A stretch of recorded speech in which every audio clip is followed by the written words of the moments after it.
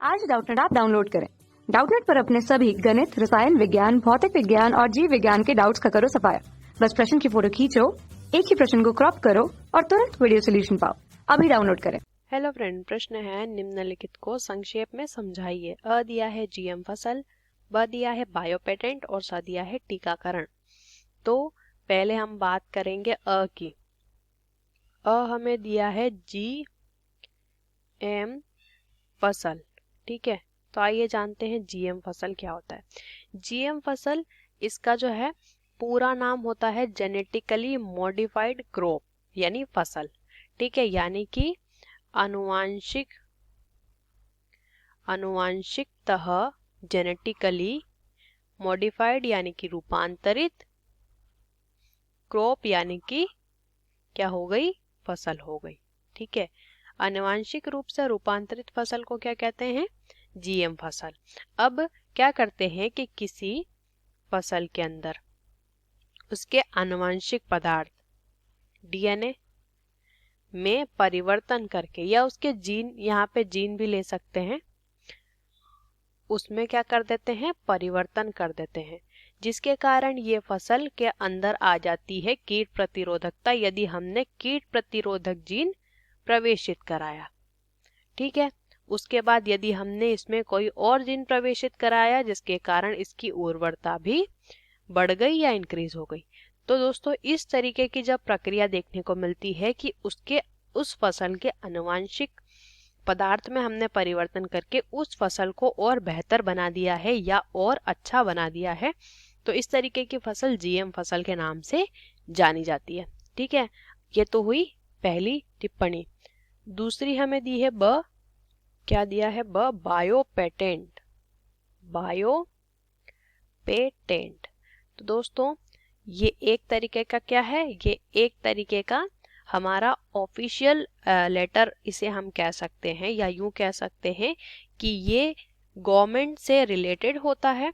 ये एक तरीके का ऐसा पत्र होता है जिसके द्वारा किसी व्यक्ति को क्या मिल जाता है, उस वस्तु के लिए कॉपीराइट। एक तरीके से ये कॉपीराइट ही होता है, ठीक है। जैसे इसे हम ऐसे समझते हैं, जैसे कि किसी देश को मान लीजिए चावल के लिए बायो पेटेंट मिल चुका है। चावल के लिए क्या मिल गया, बायो पेटेंट।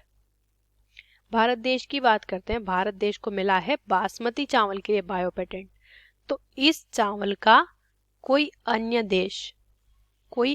देश ना तो उत्पादन कर सकता है और ना ही बिना इस देश की अनुमति के इसको क्या कर सकता है, इसको बेच सकता है, ठीक है। कब तक, एक निश्चित समय तक, जब तक पेटेंट में लिखा हुआ है या पेटेंट जब तक बना हुआ है, उस निश्चित समय तक कोई अन्य देश उस वस्तु का उत्पादन भी नहीं कर सकता, ना ही बिना अनुमति के उसे बेच सकता है, ठीक है।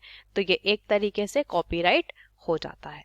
अब तीसरी टिप्पणी स दी है टीकाकरण। क्या दी है, टीकाकरण। टीकाकरण क्या होता है, टीकाकरण जो है दोस्तों, ये एक ऐसी प्रक्रिया है, ठीक है, जिसमें किसी बीमारी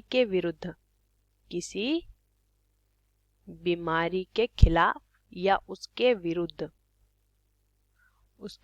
क्या करते हैं, प्रतिरोधात्मक क्षमता विकसित कराई जाती है शरीर में। प्रतिरोधात्मक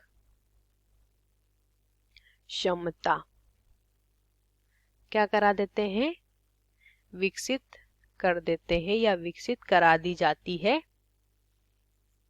शरीर के अंदर, ठीक है।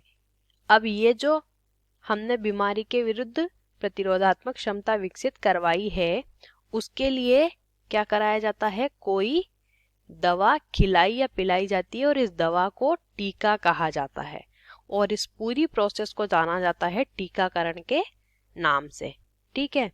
तो दोस्तों, विशेषकर इसका प्रयोग किया जाता है संक्रामक रोगों की रोकथाम के लिए। कौन से रोग, संक्रामक रोग की रोकथाम के लिए इस प्रोसेस यानी टीकाकरण का उपयोग किया जाता है। टीके जो है विशेषकर कैसे पदार्थ रहते हैं, एंटीजनी पदार्थ। ये जो टीका होता है ये होता है एंटीजनी पदार्थ। विशेषकर क्या करते हैं कि जिस संक्रामक रोग की रोकथाम करने के लिए टीका लगाया जाता है, ये टीका उसी संक्रमणकारी यानी उसी रोग कारक के शरीर से उत्पन्न किया जाता है। आशा करते हैं आपको इस प्रश्न का उत्तर समझ आया होगा। वीडियो को देखने के लिए धन्यवाद। कक्षा 6 से 12वीं से लेकर नीट, IIT, JEE वो एडवांस के लेवल तक 1 करोड़ से ज्यादा छात्रों का भरोसा। आज ही डाउनलोड करें डाउटनेट ऐप या व्हाट्सएप करें अपने सारे डाउट्स 8400 400 400 पर।